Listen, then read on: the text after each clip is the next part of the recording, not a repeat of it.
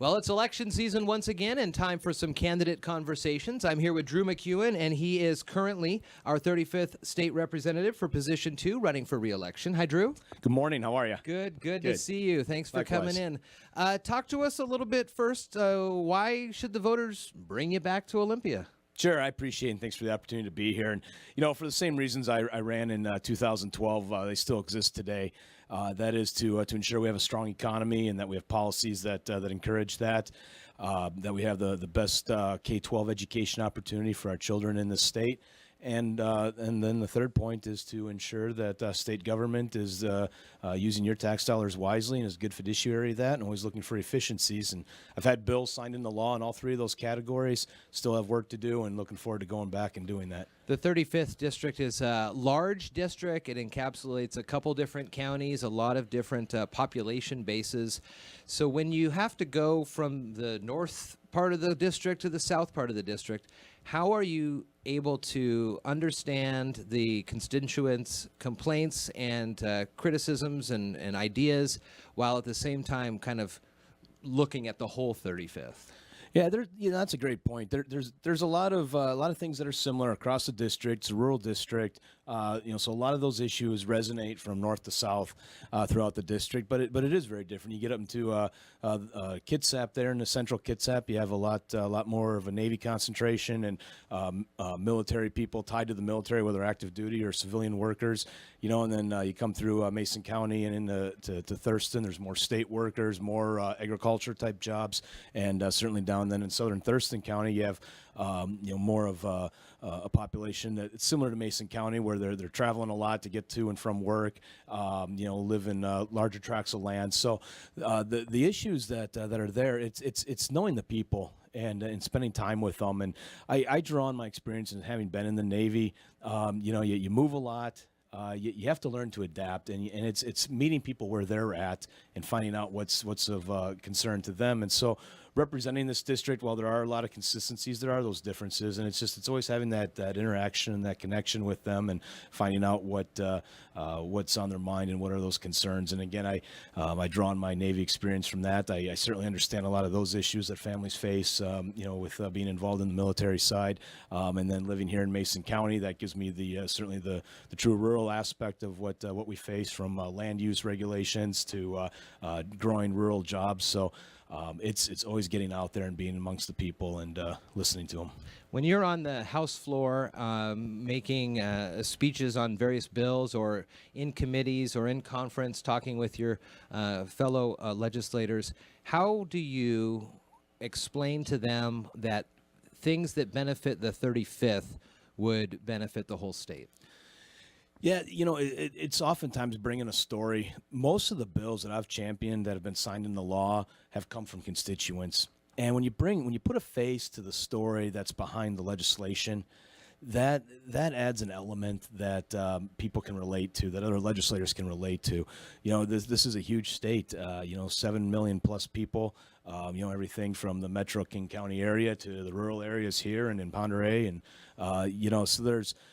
There are differences, just like this district has differences. But again, I've always looked for, how does this bill going to affect somebody positively or negatively, and bring them in, invite them in to be in those committee hearings and to meet with other legislators. And it changes the outlook. This isn't about, when you work in Olympia, it's not about Republican versus Democrat.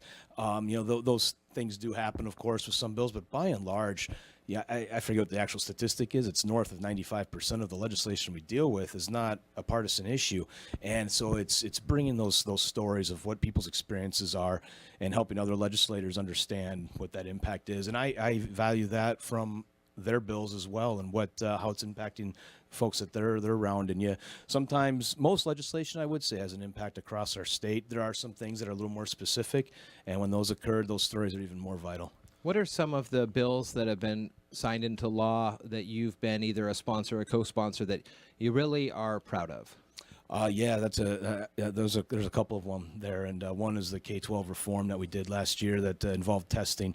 We've got these onerous state mandates that were created 10 plus years ago, where taking federal tests that were never designed really to test the progress of children. It was designed out of from federal legislation to test the progress of schools, administrators, and teachers. And someone in our state, some legislators at one point thought, hey, let's make this a graduation requirement. It made no sense. We didn't. That bill took me 3 years to get done, and we finally got it done last year. And it was a compromise. Didn't go as far as I wanted it to, but that's the nature of governing, is that you have to work across different philosophies. And again, it's not always partisan. Sometimes it's issues that that don't necessarily have that partisan label. But came to an agreement, and we were able to get that signed into law, and that was a huge bipartisan lift. And I'm proud of having gotten that done. I think it's had a tremendous impact on our children, and really putting the focus on what graduation should be. I also look at the reforms that I've had passed in the law regarding state government. We cut a lot of red tape in the state VA system. We had a chunk of veterans that weren't being helped under previous existing law, and we got rid of a lot of the bureaucratic burden there. And a lot of the programs that we have at the state level now are available to all veterans, and I look at that as a tremendous accomplishment as well. And then some reforms with labor and industries.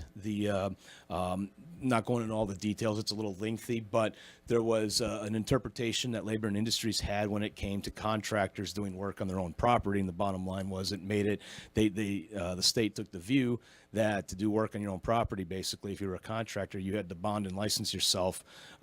It didn't make sense, and that was brought to me by constituents, and we made that reform. And I look at those as some key pieces of legislation. I've certainly been involved as a co-sponsor on other items. I'm continuing to work on tax reform. Again, the testing issue took 3 years to get done. I've been working on business tax reform for 6 years, and sometimes these things take a while, and we're going to continue to do that. You mentioned compromise, and the margins between the Republicans and the Democrats in the House and the Senate are razor thin. I mean, it really could go either way at any election cycle. Over the years, we've seen special session after special session, and are we at a point where I know that when we have talked over the years that you're frustrated with the process, but what is there that can be done, and what should be done to get you guys in and out in your allotted time? Yeah, we're not set up for success, and this isn't something new. If you go back to 1950, there's only been, I believe, 4 or 5 times where the operating budget has been, and this is when you do the full budget, not the supplemental, where that operating budget's been passed on time. I believe it's only 4 or 5 times. This isn't a new phenomenon. We are just, the way we have structured the legislative calendar, it's not set up for success. And I've been working across the aisle on these reforms, and we just need to change the way we approach the long legislative session and really address the budget first and then follow it up with policy. Whereas right now, the way the system is set up, we spend well over 75% of the time on policy. And if everything lines up between revenue forecast, caseload forecast, and partisan and bipartisan agreements, if everything lines up, that leaves us 2 weeks to have an operating budget done that's $50 billion. That's just not practical. And so I'm working on changing that system and changing. Some of this is a little inside baseball, but changing what our cutoff dates are. I've been working across the aisle with legislators in both the House and the Senate, and we're gonna really push hard on this. And again, this might be something that's going to take a couple of years to get done, but structurally we have to change that. And both parties play the game. When the other one's in power, they blame the minority party will blame the majority party for the special session. Sometimes that's a factor. Both sides are guilty of that. I'm not going to stand here on a high horse and say, oh, if Republicans had everything, we'd suddenly magically get it done. We'd have issues too. But by and large, we need to change that internal structure of how we get things done. How is the working environment in the Capitol campus, from the governor's office down through the ranks of just the regular daily employees? How are the interactions across the party lines and within the different committees? Are folks talking to each other? People will look back at years and decades of folks being able to hang out with each other. Once 5 o'clock hits, they may have been fighting on the floor, but afterwards they're friends at the dinner table or something like that. What's the culture like in the Capitol right now? Yeah, overall it's good. I look at Olympia. This is gonna sound maybe ironic to some people. I think Olympia is a much better example of how politics should work than what we see at the national level over the last 20 years or so. Yeah, we have our partisan differences, and I'll bring up Superintendent Chris Reichtel. He and I politically, we probably oppose each other. I'd say maybe on 60-70% of the issues that are out there. He and I though worked hand in hand when he was in the House on a number of issues that we got done. One of them was the school testing, and we've developed a friendship. We recognize that we've got differences on other policy issues. Don't worry about it. It's a professional disagreement, but where we agree, we lock arms and move forward. And that is an example. And there are people at the federal level that do that as well. It just doesn't. It's not newsworthy. It's not as fun for the news cycle. But by and large, I'd say things in Olympia, we have a good bipartisan working relationship. There's always exceptions on both sides of the aisle with that. When it comes to the governor, he's got a unique style. He's not very engaged with the legislature. And I think that's unfortunate. I think that doesn't help us get things done on time. Should there be a more hands-on approach from him? If I were governor, I would certainly do things differently. I would be engaging with leaders in the legislature on a weekly basis, and he doesn't do that. I'm the second ranking Republican on appropriations, and last year when we did the full budget, I did not have a conversation with the governor until 2 days before we passed the budget. That's not a good way to govern, in my opinion. What was the first experience in your life when you realized you had the power to do something meaningful? Wow, that's in my whole life, huh? Yeah, the first time you go, man, I have got the ability to connect with people or affect change, things like that. I think I could probably look at a number of examples from playing sports from an early age going on up, where you can have some impact with your team, and I could probably look at a number of things like that, but. One thing that has always stood out for me that I've always thought back on was actually in junior high. I was, in junior high you can play all the sports because the seasons don't really overlap. So I played everything from cross country and football to hockey to baseball. But I remember in a cross country practice, another kid was picking on somebody pretty severely, and actually pushed him down. And when he did that. I intervened, and and this isn't. It's just to answer your question, because I don't think I've ever really talked about it, but I pushed him out, and in that moment, it was just to protect the other individual. But there's consequences when you step in, but you got to be willing to do that, and that's always kind of been in the back of my mind. Do you foresee much more progress in the next 2 years when it comes to bills and signings and laws that are coming into effect in the next couple of sessions, or are we going to continue to see these kind of slow sessions through here in Olympia?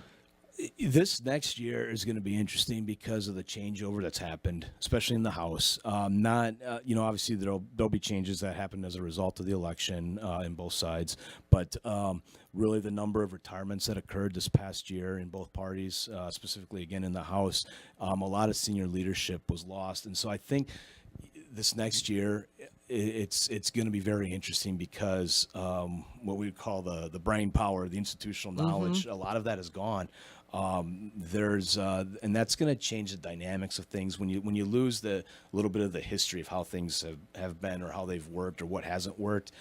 There's going to be some new challenges going into this year. I'm excited for it.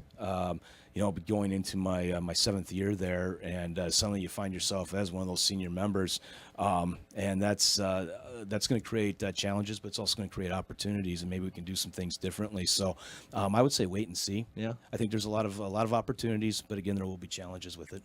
The last minute or two, look in the camera there and tell the voters why they should bring you back to Olympia. Sure. Well, thank you, Jeff, and. It's been a pleasure to serve you for the last 6 years in Olympia, and as I stated at the beginning of this, I've had legislation signed into law in all three of those categories: K-12 education, strong economy, and reforms in state government. And I'm looking forward to continuing to do that work for you. The best ideas come from you, the constituents. I think of some of the legislation that I didn't fully answer this question earlier on. Some of the bills that I've been really proud of, and again, it's been bills that have come from you. And I look at a domestic violence bill that we had signed into law this last year, and another one dealing with immigrants who are victims of crime. And those have come from the constituents here in the 35th District. I look forward to continuing to have those connections with this community, working to ensure we have the world-class education our children deserve. We have a strong economy so that we can support our families, and that state government is held accountable for your tax dollars. I'm asking for your vote, and I look forward to returning to Olympia this January. Thank you. Drew MacEwen is running to head back to Olympia in the 35th District, position 2. Thanks, Drew. Thank you.